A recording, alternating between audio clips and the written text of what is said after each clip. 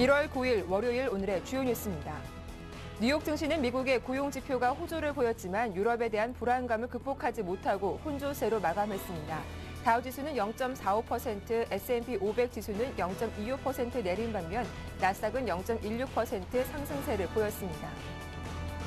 유럽 증시가 사흘 연속으로 하락했습니다. 유로존 위기 우려가 확산되면서 미국 경제 지표 호조에도 힘을 얻지 못했는데요. 프랑스는 전일 대비 0.24% 하락했고 독일은 0.62% 조정받았습니다. 국제 유가는 미국의 경제 지표 호조에도 불구하고 달러화 강세와 유럽발 악재로 혼조세를 보였습니다. 전거래일보다 25센트 하락한 배럴당 101달러 56센트에 거래를 마쳤습니다. 미국의 실업률이 2009년 이후 최저치를 기록하면서 미국 노동시장이 회복세를 보이고 있는 것으로 나타났습니다. 신규 일자리도 20만 개가 늘어 시장 전망치인 15만 5천 개를 넘어섰습니다. 국제신용평가사인 피치가 헝가리의 국가 신용등급을 트리플 B-에서 더블 B+로 강등시켰습니다. IMF와의 향후 협상 결과에 따라 추가로 등급을 내릴 수 있다고 경고했습니다.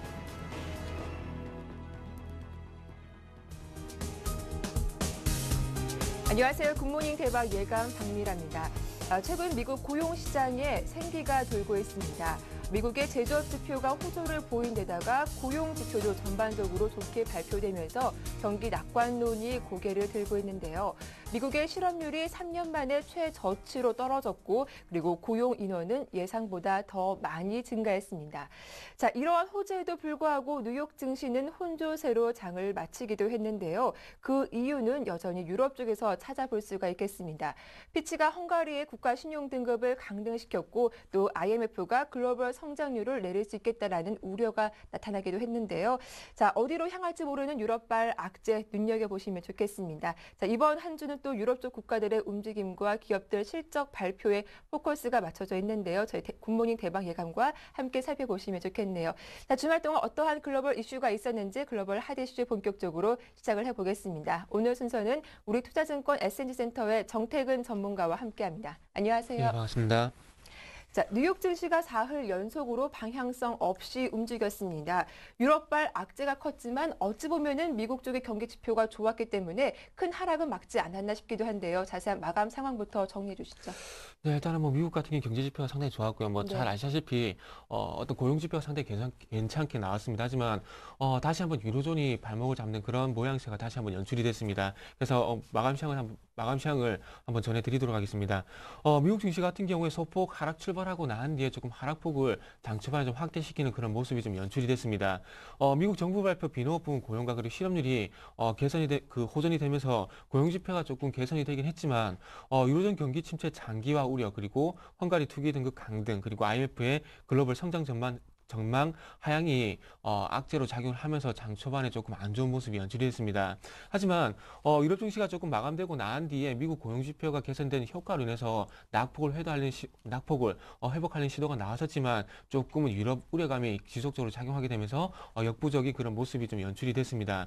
결국 미국 증시 같은 경우에 유럽 경기 침체 우려로 인해서 그 다우지수가 소폭 하락 마감을 했습니다. 다우 산업지수 같은 경우 0.45% 약파업권에 마감을 했고요.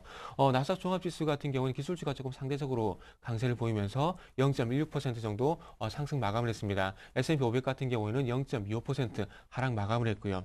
업종별로 봤을 때는 기술주 그리고 소비재 관련주들이 강세를 보였지만 그와 반대로 금융주, 통신주를 포함한 대부분의 업종들이 좀 약세를 보였습니다. 그래서 종목별로 한번 좀 살펴본다면 골드만삭스 같은 경우는 그 1.23% 정도 하락 마감을 했고요. 그리고 뱅크 오브 아메리카도 마찬가지로 2.06% 하락 마감을 했습니다. 그와 반해서 소비재 관련주들은 상당히 좀 강세를 보이는데 베스트바이 같은 경우는 3.33% 상승 마감을 했고요. 넷플릭스 같은 경우에는 8.81%의 상당히 강한 상승세를 보이게 됐습니다. 그리고 지금 현재 그 1월 9일 날 실적 발표가 좀 예정이 되어 있는 알파 같은 경우에는 2.14% 정도 하락 마감하는 모습을 현재 보여주기도 했고요. 네, 좀 자세하게 이슈들을 점검해 보도록 하겠습니다. 이렇게 미국과 유로존 국가들의 경기 지표들은 연이 대비되는 모습을 보여주고 있는데요. 먼저 악재들을 하나씩 분석을 해보겠습니다. 유로존 고용 지표가 악화되면서 경기 침체 우려를 높이고 있는데 좀 어떤 지표들이 나왔는지 하나씩 점검을 해보죠. 네. 이전까지는 유로존의 네. 경제 지표가 이렇게 상당히 큰 영향이 없었는데, 음. 최근에 와서 어떤 이런 부분들이 조금 안 좋게 나오면서 경기 침체가 장기화로 가지 않겠나 이런 우려감이 제기되면서 조금 유럽의 어떤 경제 지표도 좀 부각이 되고 있습니다. 그래서 일단 이런 부분들이 실업률 같은 게 좀 상당히 안 좋게 나왔습니다. 유로존의 어떤 실업률 같은 경우에 11월 달에 이어서 12월도 10.03%를 기록을 하면서 13년 내 최고치를 계속해서 유지하는 모습이 연출이 됐고요. 그리고 EU 전체적으로 보더라도 실업률이 전달과 같은 9.8%를 기록을 했습니다. 국가별로 한번 살펴본다면 스페인이 22.9%로 사상 최고치를 계속해서 기록을 하고 있고요. 그에 반해서 오스트리아 같은 경우는 4%로 좀 상반된 최저치를 기록하는 모습이 연출이 되기도 했습니다. 11월 그 소매업 매출 같은 경우에 전달 대비 0.8% 감소를 했고요. 그리고 영국과 어떤 스웨덴을 포함한 EU 27개국 전체의 소매 판매는 마이너스 0.6%를 기록하기도 했고요. 유로존 경기 신뢰 지수도 지난해 12월 달 같은 경우에 93.3을 기록을 하면서 전달 대비 0.5포인트 정도 하락을 하기도 했습니다. 특히나 유럽 1위 경제대국인 독일의 지난 11월 달 공장 주문 같은 경우에 전달 대비 마이너스 4.8%를 기록을 했고요. 그러면서 2009년 1월 달 이후에 가장 큰 폭의 하락세를 보이기도 했습니다.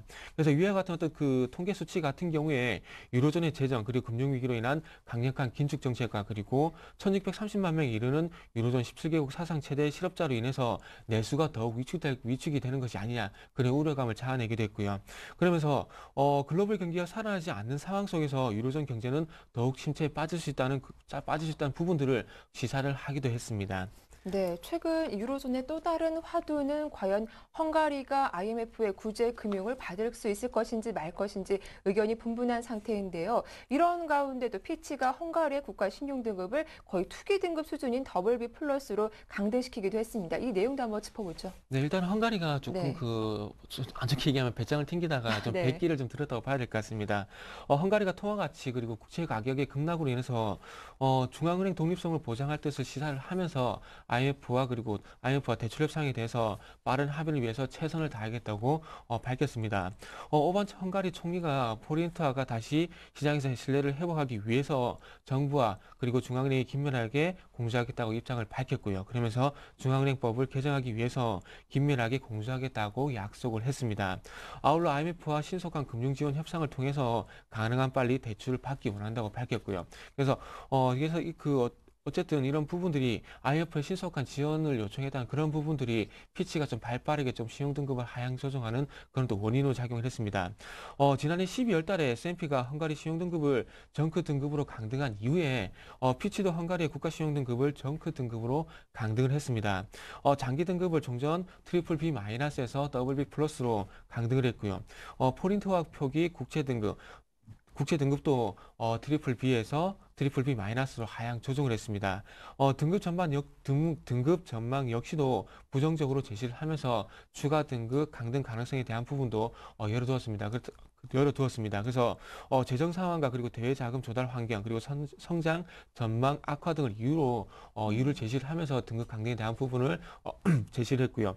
그리고 IMF와 그리고 EU와의 협상에 실패할 경우에도 가장 큰 위험을 가져올 것이라고 마찬가지로 경고를 했습니다. 그래서 계속해서 말씀드리고 있지만은 서유럽, 남유럽, 이제는 동유럽까지도 계속해서 신용등급 강등에 대한 위험이 조금 계속해서 도사리고 있고요. 그리고 다음 주에 조금 예정이 돼 있는 피치에 대한 어떤 유로존 전체에 대한 신용등급도 앞으로 안 좋게 나지 않겠나 이런 부분도 네. 조금은 그 불안감이 시장에 좀 조성이 되기도 했습니다. 네, 더불어 크리스틴 라가르드 국제통화기금 총재가 또 세계 경제 전망을 하향시킬 것이다 이러한 목소리를 내놓기도 했는데 이러한 이슈도 좀 악재가 됐었죠. 네, 아무래도 최근에 네. 유로존 경기가 좀 상당히 좋지 않다 보니까 전 세계적인 어떤 그 경제 성장률 전망치도 하향 조정될 그런 가능성이 좀 제시가 됐습니다. 그 라가르드 IMF 총재가 이달 중 발표될 세계 전망 보고서에서 올해 세계 성장률 예상치를 작년 가을 전망치보다 낮출 것이 확실시된다고 좀 밝혔습니다. IMF는 유로존 재정 금융위기 악화 등 변화된 상황을 반영을 하면서 이달 25일 전후로 해서 보고서를 낼 것으로 현재 보여지고 있고요. 작년 9월 20일 추계 보고서에서 2012년 세계 경제 성장률을 4%로 전망을 하면서 만약 유럽이 채무 위기를 해소하는 데 실패할 경우에는 심각한 악영향을 미칠 것이라고 단서를 붙이기도 했습니다. 라가르드 총재는 올해 그 상황이 여의치 않음을 분명히 인식을 하고 대비를 해야 하며 최우선 초점을 유럽의 위기에 맞출 것이라고 밝혔습니다. 한편 유로존 재정 금융위기에도 불구하고 유로화 자체는 강하며 유로화가 사라지지 않을 것이라고 강조를 하기도 했고요. 그리스의 어떤 유로존 이탈 가능성에 대해서는 유로존 회원국들이 유로존을 지킬 것을 확언을 했고요. 그러면서 우리는 지원할 뿐이라고 말을 하게 됐습니다. 그래서 어떤 그 결론적으로 말씀드려본다면은 글로벌 그 경제 성장률 전망치 같은 경우는 아직까지도 유로존의 어떤 경기 하향 조정 그리고 재정 위기에서 아직까지 벗어날 수 없다는 부분들을 다시 확인을 했고요. 그러면서 IMF도 마찬가지로 조금 유로존에 대한 어떤 부분들을 조금 신경을 써야 되지 않겠나 이렇게 좀 생각을 한번 덧붙여 보도록 하겠습니다.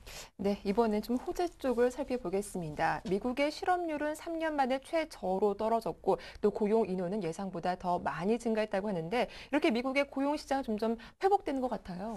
네, 아무래도 유럽 시장만 조금만 그 괜찮아진다면은 네. 미국의 경제 지표 이런 부분들로 인해서 글로벌 경기 회복에 대한 기대감이 부각이 되면서 조금은 시장이 호전이 될 만한 부분이라고 좀 봐야 될 것 같습니다. 하지만 아직까지 계속해서 유럽이 발목을 잡고 있다는 부분들은 조금 부정하기 힘들 것 같습니다.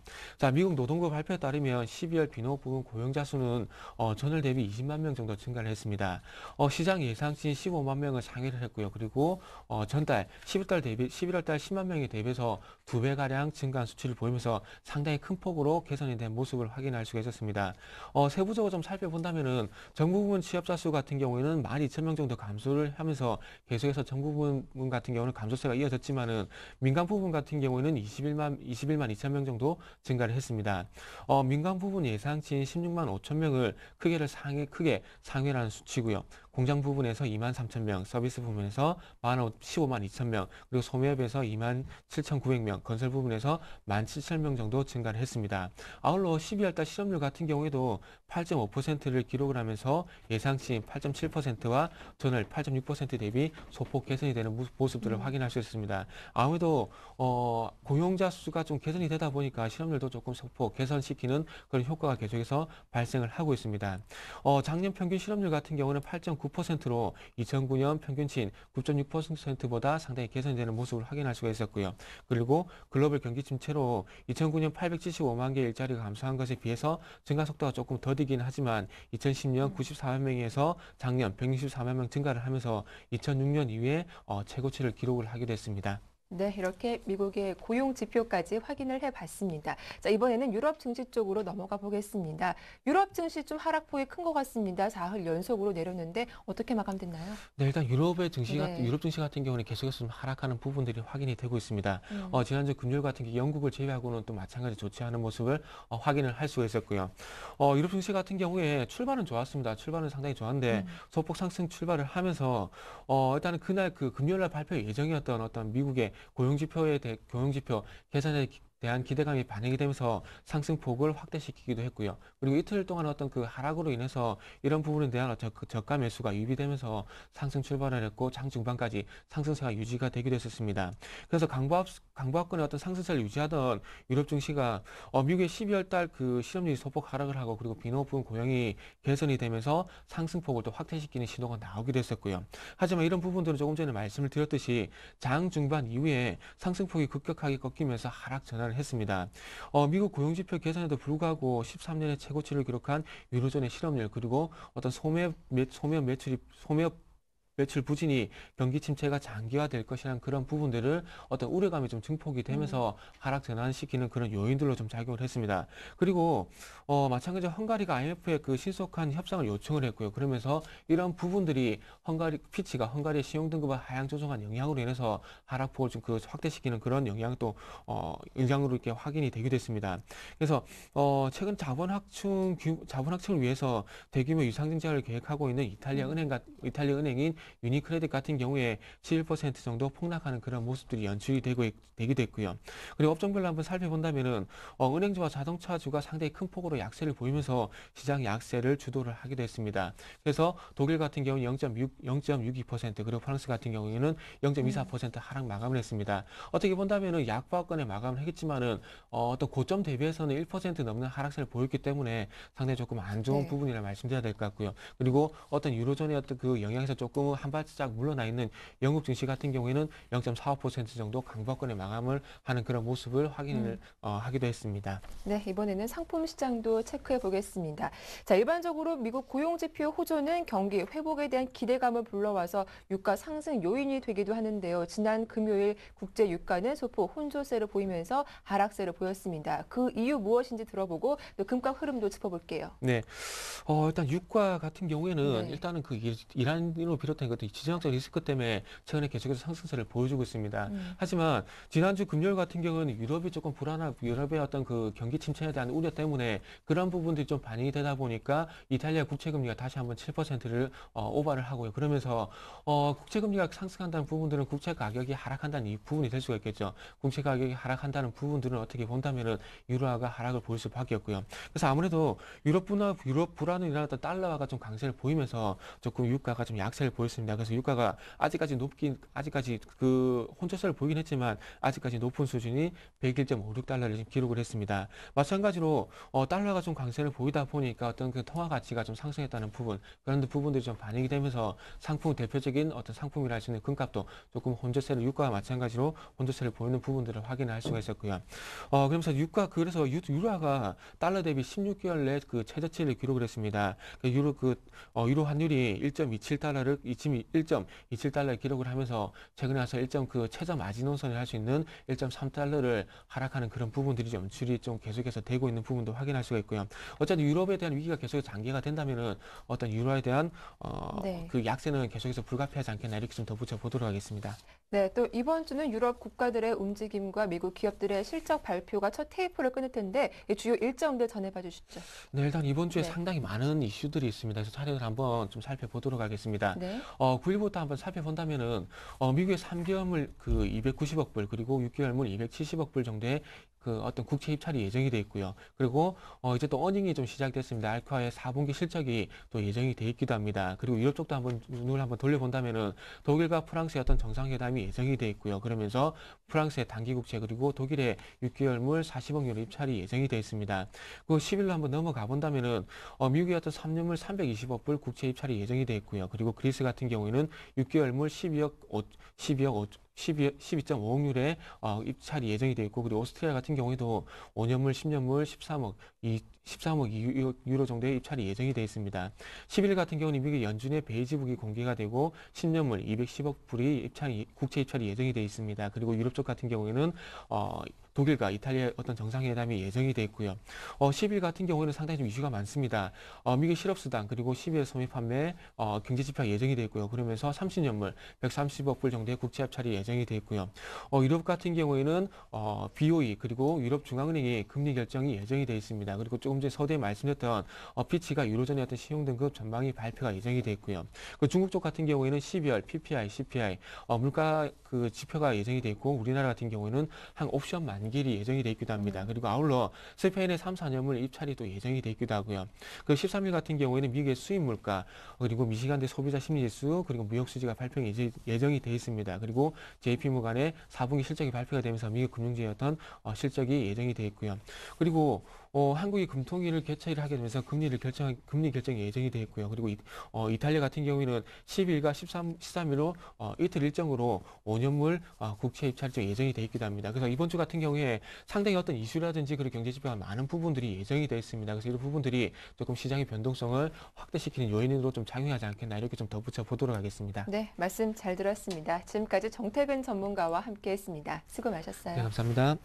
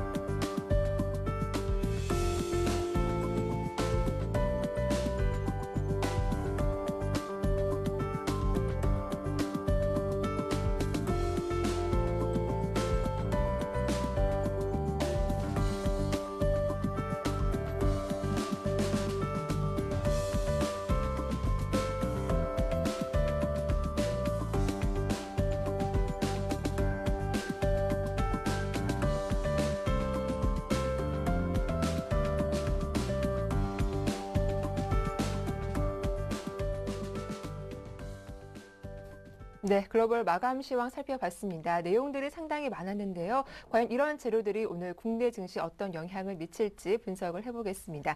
자, 오늘 순서 HMC 투자증권 시화지점의 박지훈 과장과 함께합니다. 안녕하세요.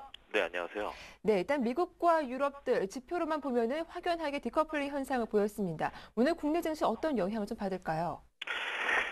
계속적으로 나오고 있는 얘기입니다. 지금 미국의 고용지표 호조, 그 다음에 하지만 유로존 리스크에 대한 불안감을 극복하지 못하고 있는 어떤 대결 구도, 계속 이런 식으로 지금 패턴이 이어져 가고 있는데, 네. 일단 뭐 다 아시겠지만 지금 비농업 부분의 취업자 수가 20만 명 증가를 했고요. 실업률도 8.5%. 상당히 어찌 보면 서프라이즈한 결과들이 나오고 있어요. 근데 뭐 피치라든지 이런 어떤 신용평가사에서 헝가리 신용등급 강등도 나오고 있는 부분도 있고요. 여전히 유럽 쪽에서의 경제 지표는 별로 썩 마음에 드는 결과들이 나오고 있지 않다라는 거죠. 전체적으로 유럽만 보더라도요. 지금 실업률만 보면 10.3%입니다. 사상 최고치입니다. 그리고 12월 경기 신뢰 지수만 보더라도 93.3.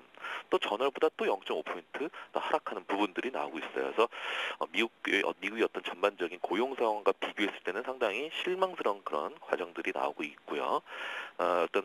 그 다음에 우리가 봐야 될 게 역시 그 전반적으로 이제 이번 주 가장 중요한 것들이 굵직한 이벤트들이 예정돼 있다라는 거죠. 그래서 네. 9일 날 이제 독일과 프랑스 정상이 회담을 하고, 그다음 11일 날 독일과 이탈리아가 만나죠. 그다음에 ECB가 이제 12일 통화정책 회의를 하면서 어찌 보면 잠잠했던 유로존 해결 모드에 대해서 좀 구체적인 방안이 논의될 것이다. 이제 물론 긍정이냐 부정이냐 이걸 아직도 논할 단계는 아닙니다. 그래서 어떤 코멘트들이 나올지 잘 봐야 되겠고, 20일 기준금리 사상 최저 수준이 1.0%에서 동결하겠지만 예상이 좀 그래요. 가이던스가.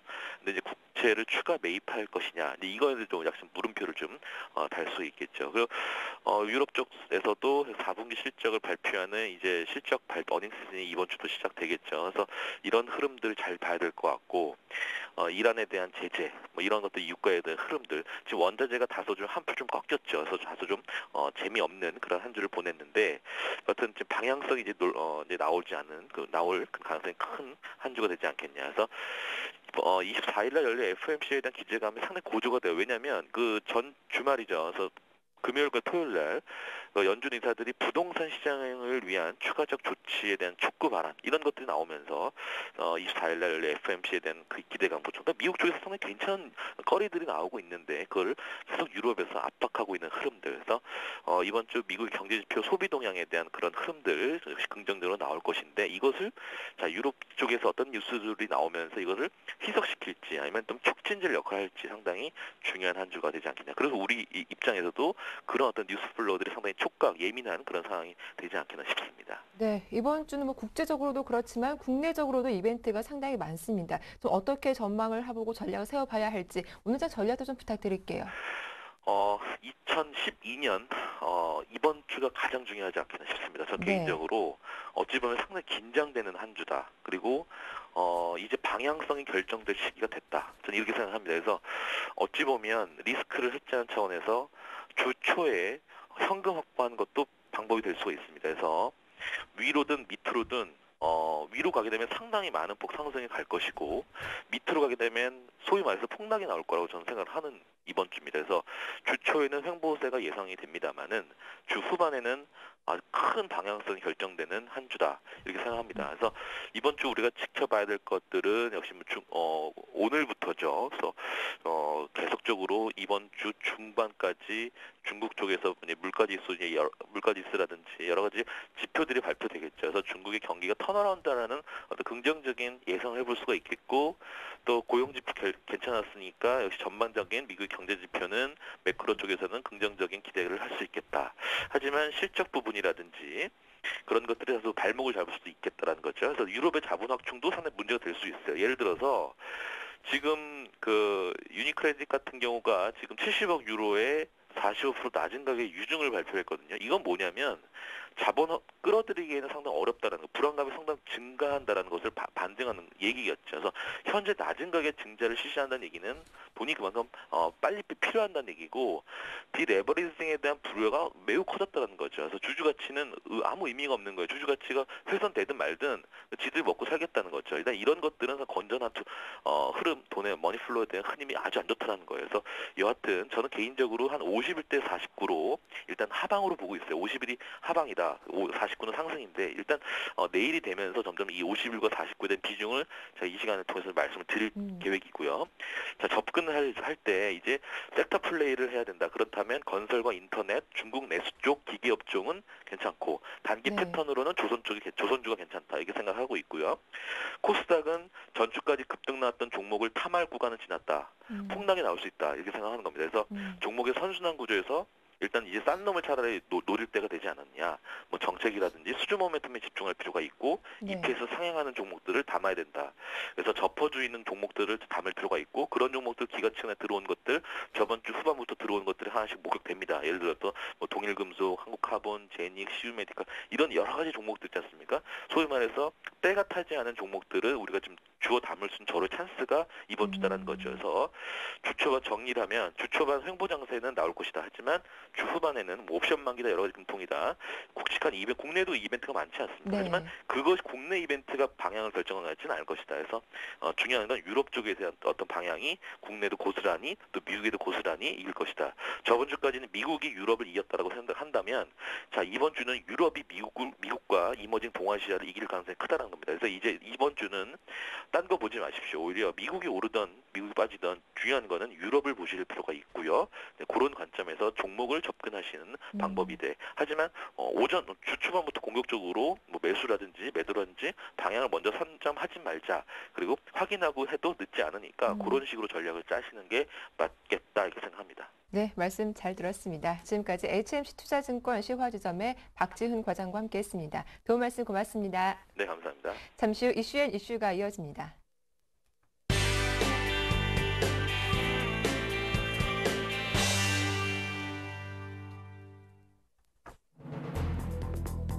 금융당국이 테마주와의 전쟁을 선언했습니다. 정치인 테마주가 갈수록 기승을 부리자 긴급 조치권 발동, 테마주 특별조사반 신설 등 강력 대응을 나서기로 한 것입니다. 금융감독원이 금융권 탐욕의 상징으로 지적돼 온 은행의 고배당 관행에 제동을 걸 방침입니다. 금융권 탐욕 논란을 피하고 향후 부실 증가에 대한 대응력을 높이기 위해서입니다. 올해 집값 상승률이 지난해 절반 수준에 그칠 것이라는 전망이 나왔습니다. 수도권은 보합세를 유지하고 지방 아파트의 집값 상승세도 한풀 꺾일 것이라는 예상입니다. 지난해 장마, 장기화 등 이상 기후 탓에 설 연휴를 앞두고 과일 공급이 원활하지 못하면서 수급에 적신호가 켜졌습니다. 배와 사과 등의 가격이 급등세를 보이고 있습니다. 네, 이슈 오늘 순서는 서울경제신문 부동산부의 이혜진 기자와 함께하겠습니다. 안녕하세요. 예, 안녕하세요. 네, 첫 소식입니다. 지난주 금요일이었죠. 북한 관련 루머가 증시에 떠돌면서 코스피 지수가 크게 출렁거렸는데 결국 사실 무근인 것으로 밝혀지면서 좀 허탈하게 만들었습니다. 당국이 테마주나 증시 루머에 대해서 좀 강력하게 대응하겠다라는 방침을 세웠는데 과연 테마주 과열이 얼마나 심각하길래 금융당국이 유례없는 특별 대응에 나서게 된 것인가요? 예, 테마주 중에서 가장 활개를 치고 있는 것이 바로 정치인 테마주인데요. 원래 대선을 앞두고 정치인 테마주가 뜨는 것은 과거에도 반복됐던 일이지만 올해 들어 그 정도가 사상 유례를 찾아보기 힘들 만큼 과열 양상을 띠고 있습니다. 금융감독원에 따르면 올해 연말 대선과 4월 총선을 앞두고 정치와 관련된 테마주가 78개로 늘어났습니다. 지난해 6월 말 7조 6천억 원이었던 이들 테마주의 시가총액은 6개월 만에 11조 7천억 원으로 50% 이상 불어났습니다.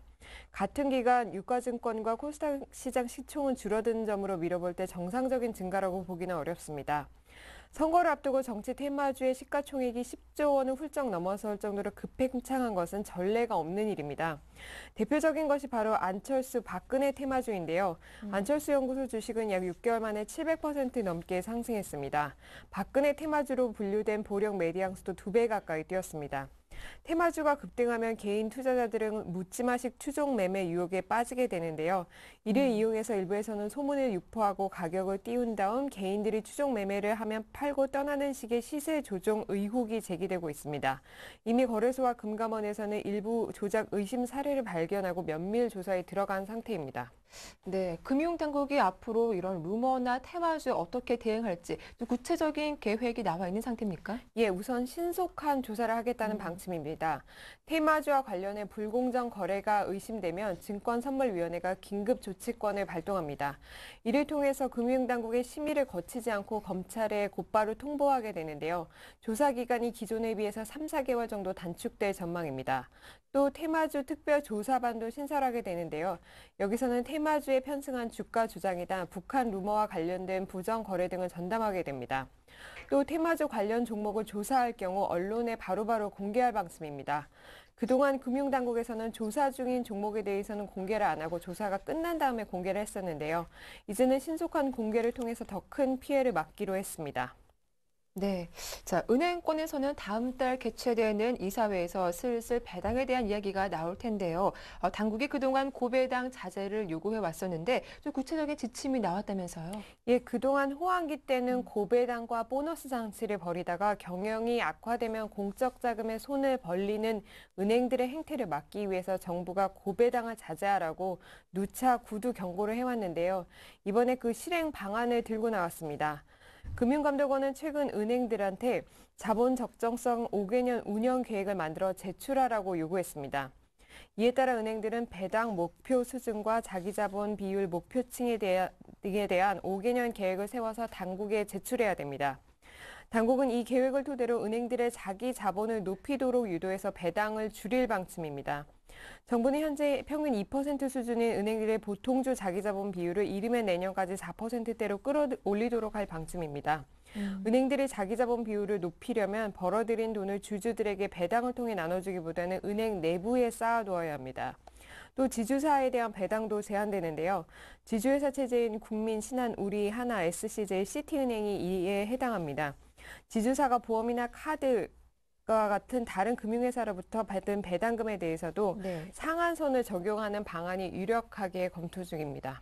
네, 이렇게 은행들이 돈을 많이 벌고도 배당을 못하게 되면 투자자분들의 반발이 클 것 같은데요. 이런 반발에 대해서 금감원 입장은 어떤가요? 원칙적으로 보면 주식회사가 영업을 잘해서 주주들에게 환원하는 게 무슨 잘못이냐라고 반박할 수 있겠는데요. 은행들은 사실 정부가 인정해준 독과점 사업자들이라는 게 금감원의 입장입니다. 이 같은 독과점적 영업권을 이용해서 예대 마진으로 벌어들인 돈으로 주주들에게 고액 배당을 하는 것은 약탈적 배당이라는 게 당국의 시각입니다. 특히 올해는 경기 전망이 안 좋아서 은행들의 대출이 부실화될 우려가 큰데요. 미리미리 은행에 자본금을 쌓아두어서 손실 흡수력을 높이라는 게 당국의 입장입니다. 장사가 잘 될 때는 배당 전치를 벌이고 건전성이 악화되면 공적 자금의 기대는 모럴 해저드는 더 이상 용납할 수 없다는 게 당국의 단호한 입장입니다. 네, 다음 소식입니다. 올해 집값과 또 전세 가격 상승세가 지난해보다 크게 둔화돼서 3%대 머물 것이라는 전망이 나왔던데요. 자세한 해설 부탁드립니다. 예, 국토연구원이 올해 부동산 시장 전망을 내놨는데요. 올해 주택 매매 가격 상승률이 지난해 절반 수준으로 떨어질 것으로 내다봤습니다. 수도권 시청자들은 지난해 집값이 올랐었나 하고 갸우뚱하실 텐데요. 사실 지난해 수도권 집값 상승률은 0.5%에 그쳤습니다. 물가 상승률을 감안하면 사실상 내린 셈입니다. 그런데 지난해 전국 평균 집값 상승률은 6.9%였습니다. 지방 아파트 가격이 급등하면서 전국 평균을 이끌어 올렸기 때문입니다. 그런데 국토연은 올해 집값 상승률은 전국 3.5%에 그칠 것으로 내다봤습니다. 서울은 지난해와 마찬가지로 0.5% 수준에 머무르는 가운데 지방 집값 상승세가 한풀 꺾일 것으로 내다봤기 때문입니다. 그 이유는 올해 입주 물량이 지난해보다 전국적으로는 1만 5천 가구, 수도권은 2만 가구 넘게 증가하고요. 또 경기 불안이 계속되면서 주택 매매 수요가 제한적일 것으로 분석되기 때문입니다. 네, 전세값도 매매값과 비슷한 수준인 약 3.5%대 상승률을 기록할 거라고 전망하기도 했었죠. 예, 그렇습니다. 지난해 전세값이 급등해서 세입자들의 고통이 컸는데요. 전국 상승률은 12%, 수도권은 약 11%에 달았습니다. 올해는 이보다 상승률이 대폭 꺾여서 3% 안팎 하락폭을 기록할 것으로 국토연은 전망했습니다. 그 이유는 앞서 말씀드린 대로 입주 물량이 크게 늘어나는 데다가 지난해와 지지난해 전셋값이 많이 올라서 더 이상 추가 상승하기에는 한계가 있을 것으로 보이기 때문입니다. 네, 이제 다음 주 주말부터는 설 연휴가 본격적으로 시작이 될 텐데요. 그런데 이 공급이 부족해서 과일 값이 크게 올랐다면서요? 예, 서울시 농수산물공사에 따르면 후지 사과 특등급 15kg짜리 상자의 평균 가격은 85,700원으로 지난해 같은 기간에 비해 약 15%가량 올랐습니다. 배도 4.4% 오른 가격에 거래됐습니다.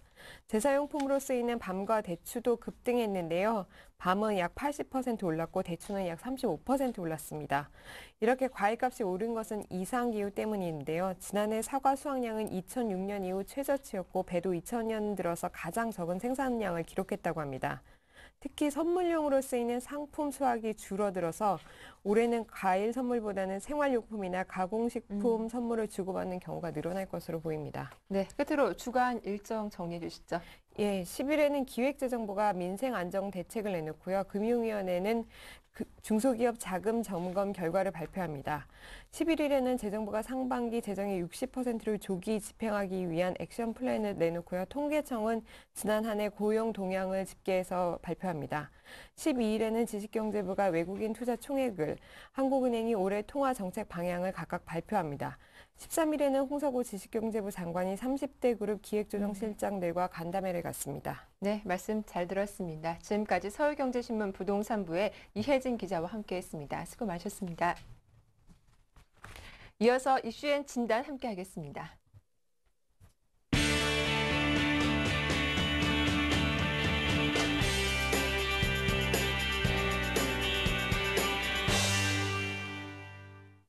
자, 오늘장 전략 세워보는 이슈앤 진단 순서입니다. 오늘 순서는 교보증권 상암지점의 김학현 차장과 함께합니다. 안녕하세요. 안녕하세요. 예, 먼저 전일 시장 흐름을 정리를 해보고 본격적으로 시작을 해보겠습니다. 먼저 지난 금요일 일단 북한발 루머가 좀 갑작스럽게 등장하면서 코스피가 1%대 하락세를 보였어요. 예, 뭐 장중에는 훨씬 더 크게 하락했었는데요. 네. 일단 뭐 북한 핵시설 폭발설도 뭐 들어오면서 장중 하락폭을 심화시키기도 했지만 삼성전자의 실적 발표가 뭐 가장 큰 이슈였다라고 볼 수 있겠습니다. 삼성전자가 5조 2천억 원에 달하는 영업이익을 발표함으로써 어닝 서프라이즈의 실적을 발표를 했지만 주가는 3일째 하락세를 지속을 했습니다. 외국인들의 뭐 강력한 매도가 가장 큰 이유다. 즉 호재 매도하는 이러한 수급적인 원인이 뭐 가장 크다라고 볼 수 있겠습니다. 시장 전체적으로는 외국인과 기관의 쌍끌이 매도가 발생을 했습니다. 그래서 지수 하락에 수급적으로는 외국인과 기관의 강성 투자자들의 매도가 가장 큰 영향을 미쳤다라고 볼 수 있겠고, 특히 가장 큰 영향을 미친 것은 이 투신권의 거래라고 말씀드릴 수 있겠는데, 투신권은 15거래일 만에 1,000억 원대의 순매도를 기록을 했습니다. 그래서 1,000억 원 이상 순매도한 것은 거의 뭐 15일 만에 나타남으로써 지수 하락에도 가장 큰 영향을 줬다라고 볼 수 있겠습니다. 그래서 전반적으로 외국인과 기관의 쌍끌이 매도의 영향으로 해서 경기 방어적인 종목을 가진 뭐 의약품 업종이라든가 섬유유업 업종 이런 업종 중심으로 해서 강세를 나타내는데요. 먼저 의약품 업종에서는 일양약품이라든가 녹십자, 부강약품 이러한 종목들이 강세를 보였습니다. 일양약품은 백혈병 치료제 신약 승인 소식에 힘입어서 상한가를 기록하는 모습이 나타났고, 녹십자는 지금 현재 아시아로 점차 번지고 있는 조류독감의 수혜주로 재차 부각되는 이러한 양상을 보이고 있습니다. 부강약품 같은 경우는 오랜만에 기관의 매수가 크게 유입이 되는 양상을 보였는데요. 자회사인 안트로젠의 치료제 큐피셈이 이달 중순께 식약청으로부터 공식 시판 허가 날 가능성이 높다라는 소식이 좀 전해졌습니다. 그래서 만약에 시판 허가 날 경우에는 지금 메디포스 제품과 더불어서 이제 신청이 돼 있는 상태인데, 네. 시판 허가 날 경우에는 세계 두 번째로 시판 허가가 되는 줄기세포 치료제다라는 의미를 좀 부여할 수 있겠습니다. 다음으로는 섬유유업 업종인데요. 섬유유업 업종에서는 LG패션이 오랜만에 외국인과 기관의 쌍끌이 매수가 유입이 되면서 장중 강세를 보이는 현상이 일어났습니다. 특징적인 현상, 시장의 특징적인 현상들도 좀 살펴보겠는데요. 오늘 뭐 특징적인 현상이라기보다는 뭐 코스닥 시장이 7거래일 만에 상승세가 꺾인 부분들을 좀 말씀드리겠습니다. 네. 코스닥 시장이 그동안 6거래일째 갭상승하면서 계속해서 강세를 이어왔는데요. 7거래일 만에 그 상승세가 꺾였습니다. 대표적인 종목들, 최근 시장에서 대표적인 종목들이라고 할 수 있는데 연초 이후에 지속적인 그 상한가 행진을 펼쳐왔었던 가비아나 다우기술, 쉽게 말해서 그 SNS 관련주, 뭐 이런 소셜 네. 네트워크 관련주, 뭐 이런 종목들의 상한가 행진이 좀 주춤하면서 코스닥 시장의 매기가 좀 위축되는 이런 양상들을 보여왔습니다. 그래서 전일 시장을 좀 종합을 해보면요. 삼성전자가 호실적을 발표를 했지만 이 호실적 발표를 전후해서 강성 투자자는 오히려 매도의 움직임을 보였다. 그래서 3거래일 연속해서 삼성전자가 시장 대비해서 큰 폭의 부진을 나타냄으로써 그 시장은 오히려 하락하는 모습들을 보였다라고 볼 수 있겠고 이러한 부분들은 분명히 중단기적으로 부담스러운 시그널이다라고 볼 수 있겠습니다. 3거래일 연속해서 하락했기 때문에 오늘 하루 정도는 증권사에서 분명히 긍정적인 네. 리포트들이 좀 나올 것으로 전망이 되는데요. 네. 기술적으로, 테크니컬적으로도 기술적 반등 구간에 좀 진입해 있는 상황이 아닌가라는 판단이 들기도 하는데요. 어쨌든 중단기적으로는 호재에 둔감한 이러한 양상을 보이는 부분들은 분명히 부담스러운 시그널이다라고 볼 수 있겠습니다. 그렇다면 오늘 좀 기술적인 반등을 예측해 볼 수 있겠다라고 말씀하신다면 오늘 전략 좀 어떻게 세워보는 게 좋을까요? 이번 한 주 또 이벤트도 상당하지 않습니까? 네, 오늘 같은 상황에서는 삼성전자가 지금 부진한 모습을 보이는 날이 지금 3거래일 연속해서 네. 지속이 됐기 때문에 오늘 하루는 테크니컬적인 반등이 좀 나타날 것으로 전망이 되는데 또 금융당국에서 이제 테마주에 대한 조사 이러한 부분들이 또 같이 엮였다는 부분들을 고려를 한다면 거래소 중심으로는 상대적으로 최근에 낙폭이 과대한 삼성전자 같은 경우는 대표적이겠죠. 네. 한 3거래일 연속해서 빠졌으니까 이러한 종목들로 해서는 좀 반등이 일어나는 현상들이 좀 일어나 있고 코스닥 시장은 매기가 지난주 금요일날 제가 말씀드렸던 네. 것처럼 매기가 더욱 위축되는 양상들이 좀 나타날 수 있겠다라고 보이시는데요.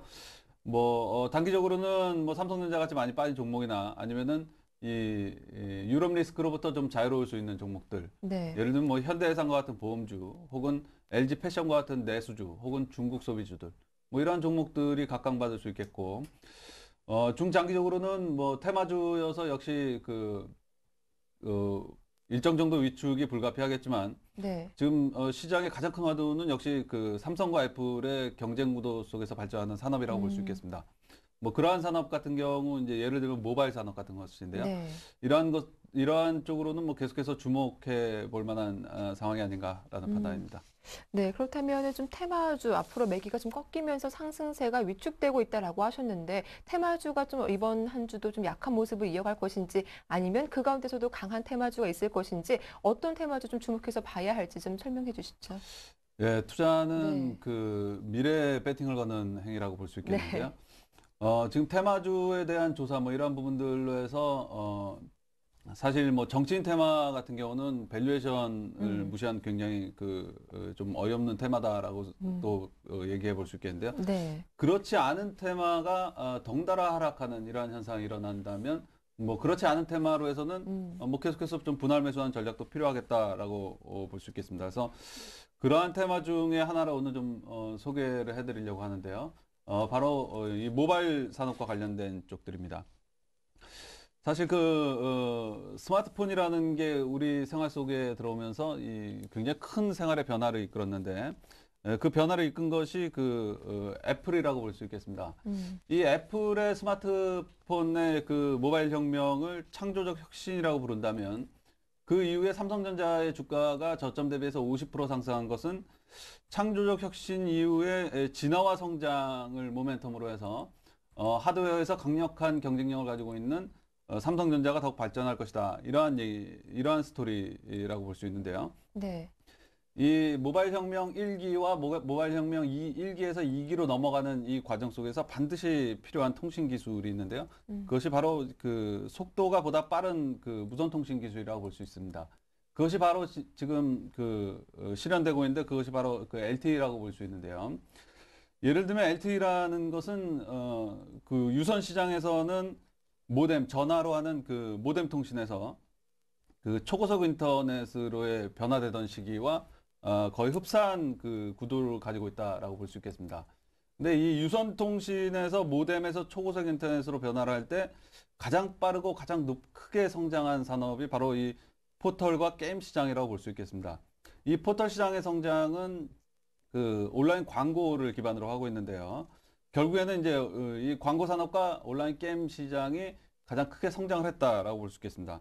그럼 그와 비슷한 이런 환경의 변화가 지금 무선 시장에서 전개가 되고 있는데, 이 모바일 게임사 같은 경우는 광고와 게임의 두 가지 성장 동인을 지금 모두 가지고 있는 상태입니다.